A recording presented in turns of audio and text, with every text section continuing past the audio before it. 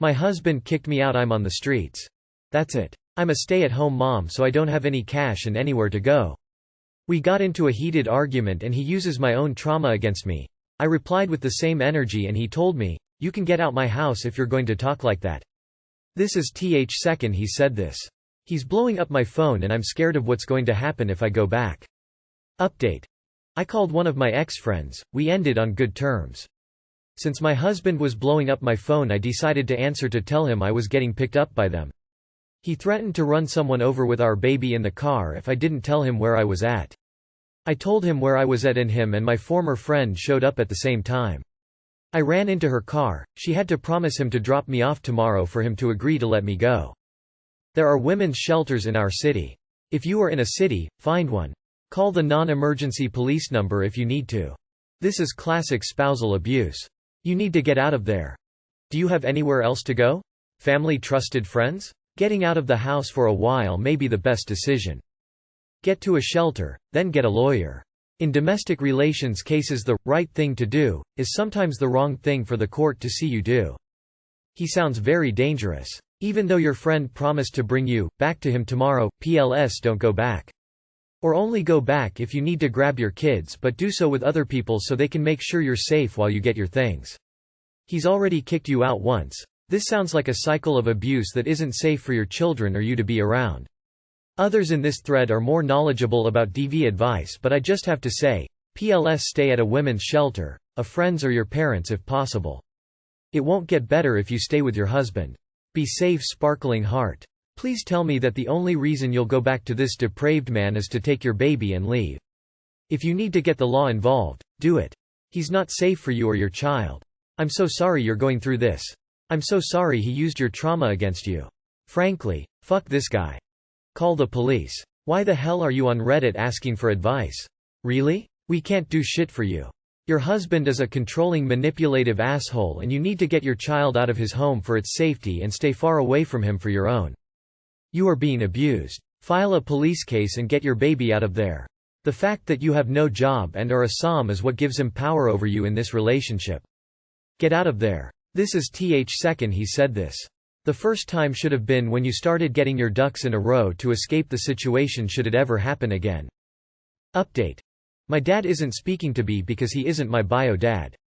Well, my dad blocked my number and I heard from an aunt that he's moving out of state.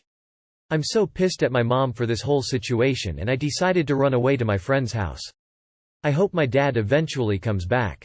God. This is so painful. Who else in the family knows this? Does your mom know where you are?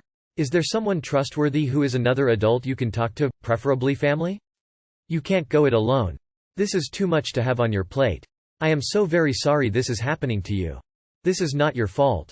Please remember that. This is not your fault. I am sorry for what happened to you and your dad. I have read the first post, but running away is not a very good idea. You parents are legally responsible for you till you are 18 if you can use these 3 years to get into a good college or learn a high-paying trade. To be able to take care of yourself. But please remember it's not your fault. Hope this turns out well for you. I'm so sorry for what you're going through. You don't deserve any of this. I feel badly for you. My suggestion is that you keep people informed, in particular your non-bio dad, your mother, your aunt, your school authorities, your teachers, etc. I'm staying with so-and-so's family for a while we all try to get our shish together. I'm alright physically, but there's a lot of things to be worked out by all concerned. Distance may be your ally in the short term, as it may give you and your parents a chance to cool off. Good luck.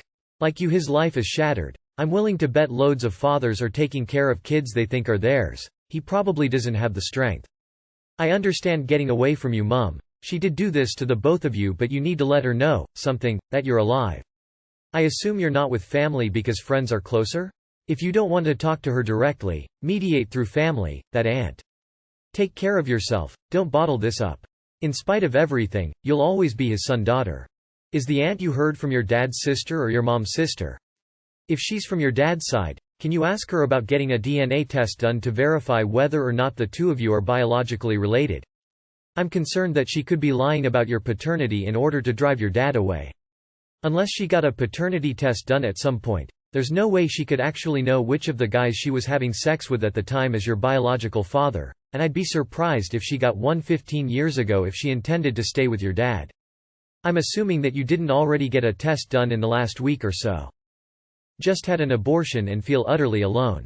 I, 38 female, just went through an abortion over the weekend. My partner, 46 male. Never wanted kids. He has 3 from his previous marriage. And we agreed we weren't going to plan for more kids. But I got pregnant even after being very careful, and we never discussed having an abortion. In the end I went for an abortion because I knew I wouldn't be able to do it on my own having no family, and my partner said he won't be there if I went through with it. After the surgery, I went back to my partner's place so he can ensure if anything happens that he's around, but the entire time, he spent gardening and fixing his house as he has friends coming over next weekend. I felt that he was distant, cold, and did not even want to be in the same room as me. He didn't ask me how I felt about it all, nor if I wanted to talk. Did not hold my hand, comfort me, or do anything. On the day of the surgery, he left prior to my tests after bringing me to the clinic as he said he needed to drop his son, 15 years, back to the mom. He's a counselor by trade, by the way. I left the next day as I just felt really sad and alone even with him around. On the way home I told him about how I felt and that he wasn't there for me emotionally when I needed him the most, and he said he was going through it himself and told me I was mostly resting and asleep anyway. That he went to check up on me several times in the morning but that I was sleeping. I only had my eyes closed and I knew he did not constantly check on me at all. I am still processing everything that happened but unsure if I am overreacting and that I should forgive him after he's been so uncaring and insensitive about all of it. His true colors came out. He won't be there for you when you're having a hard time. Do you want kids? You mention his stance, but I can't really figure out yours. I'm so sorry you had to get through this alone. An abortion can be really traumatic and your partner wasn't there for you yet he was there for the conception, wasn't he?